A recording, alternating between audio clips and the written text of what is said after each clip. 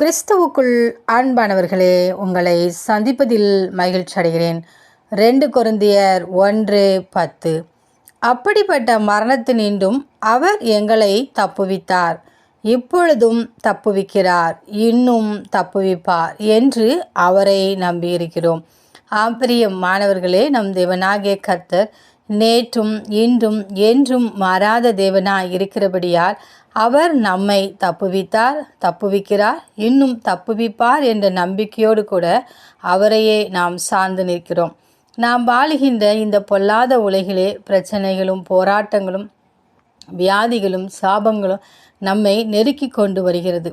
நம் தேவனாகிய கர்த்தர் அத்தனையும் அவர் சிலுவையிலே நமக்காக ஏற்றுக்கொண்டு, நம்முடைய துக்கங்களை அவர் ஏற்றுக்கொண்டு அவர் சகித்தார். அதை சிலுவையிலே அவர் வெற்றி சிறந்தார். அப்படிப்பட்ட தேவனை துணையாக கொண்டிருக்கிற நம்முடைய வாழ்விலே வருகிற அத்தனை பிரச்சனைகளையும் போராட்டங்களையும் நின்று அவர் தப்புவிக்க வல்லமையுள்ளவராயிருக்கிறார். ஏனென்றால் அவர் சர்வ வல்லமையுள்ள தேவன். அந்த தேவனுடைய கரத்திலே நாம் அடங்கி இருக்கும்போது அவர் ஒவ்வொரு நாளும் நமக்கு பக்கத்துணையும் பாதுகாவலுமாய் நின்று நம்மை தப்புவித்து அவருடைய நாமத்தை நாம் மகிமைப்படுத்த நம்மை அவர் ஆசீர்வதிக்கிறார்.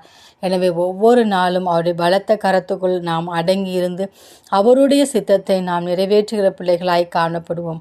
அவர் எப்பொழுதும் மாறாத, என்றென்றைக்கும் நம்மை விட்டு நீங்காத ஆண்டவராய் நம்மோடு கூட காணப்படுவார். அந்த தேவனின் அன்பு கரங்களை நாம் பற்றி கொண்டு அவரோடு கூட வாழ்வோம். ஆமேன்.